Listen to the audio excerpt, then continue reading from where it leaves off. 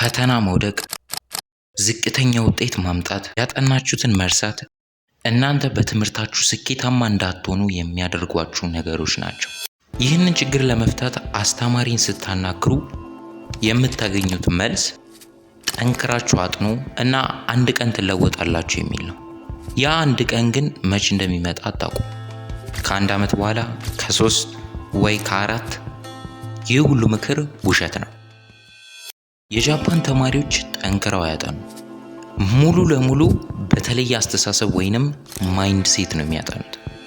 ማንም ሰው ሰምቶ የማያውቀውን የአጠናን ዘዴ ይጠቀማሉ።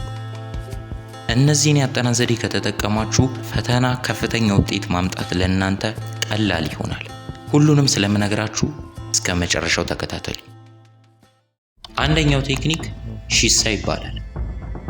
እንደ ኢለን ማስክ ያሉ ፌመስ ሰዎች የሚያጠኑትን ለመረዳት በጣም ተጠቅመውበታል። የጃፓን ታሪካዊ ተዋጊ የነበሩት ሳሙራይ ቀጣይ ጄኔሬሽናቸውን ለማስተማር ይጠቀሙበት ነበር። አሪፍ ምሳሌ ልስጣችሁ።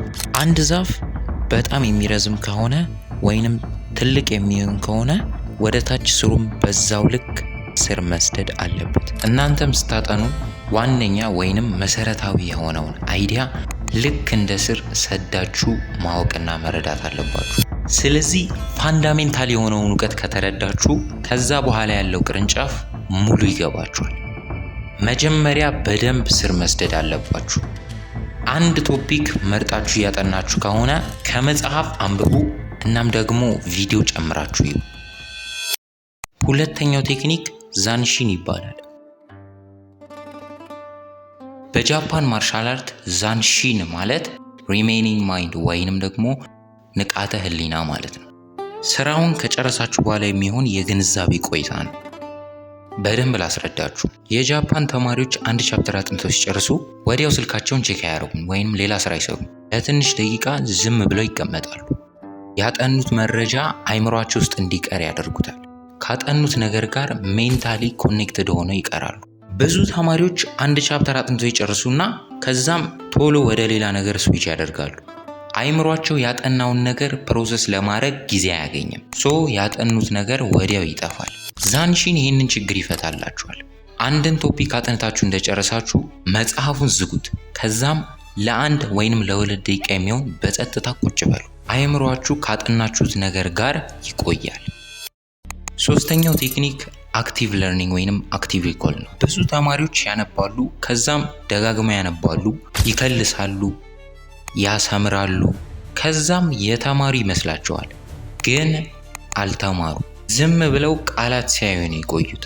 የጃፓን ተማሪዎች እንደዚህ አያጠኑ፣ አክቲቭ ለርኒንግን ይጠቀማሉ። አክቲቭ ለርኒንግ ተቃራኒ ነው።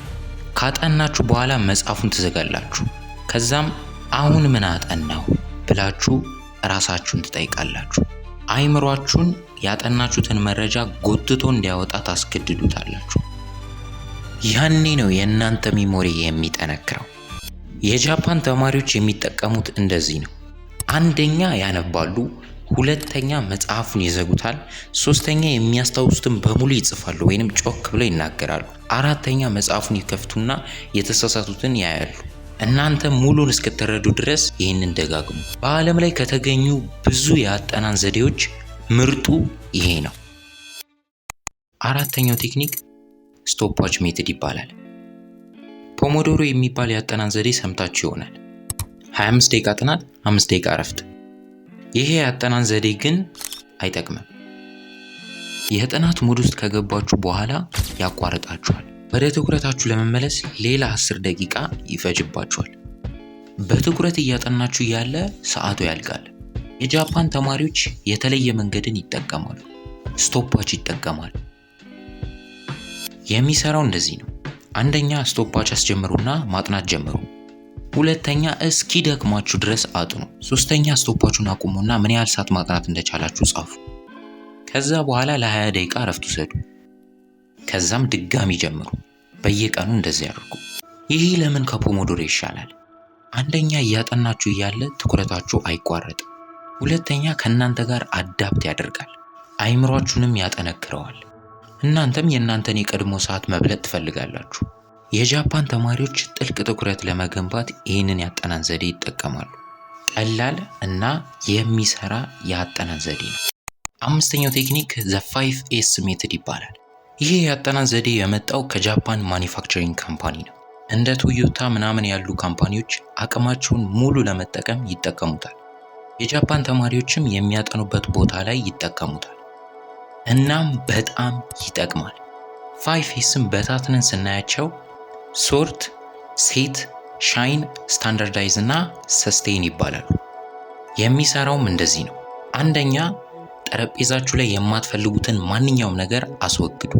የሚያስፈልጋችሁን ነገሮች ብቻ አስቀምጡ። ሁለተኛ የእናንተን ማቴሪያሎች ሎጂካሊ ያስቀምጡ። መጽሐፍ መሃል ላይ፣ ኖትቡክ በግራ በኩል፣ ውሃና ሌላ ነገሮች ደግሞ በቀኝ በኩል አድርጉ። ሶስተኛ የምታጠኑበትን ቦታ ንጹህ አድርጉ። ንጹህ አካባቢ፣ ንጹህ አእምሮ።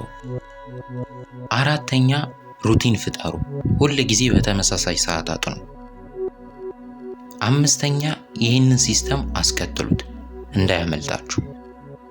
የጃፓን ተማሪዎች አካባቢ ትኩረትን እንደሚቀርጽ ያውቃሉ። ለሚቀጥሉት 30 ቀናት እነዚህን ቴክኒኮች ሞክሩና ልዩነቱን እዩ። ይህ ቪዲዮ ከተመቻችሁ ላይክ አድርጉ፣ ሼር አድርጉ ለጓደኞቻችሁ። እስካሁንም ሰብስክራይብ ካላደረጋችሁ ሰብስክራይብ አድርጉ፣ ጠቃሚ ነገር ስለምለቅ። ሰላም ሰንብቱ።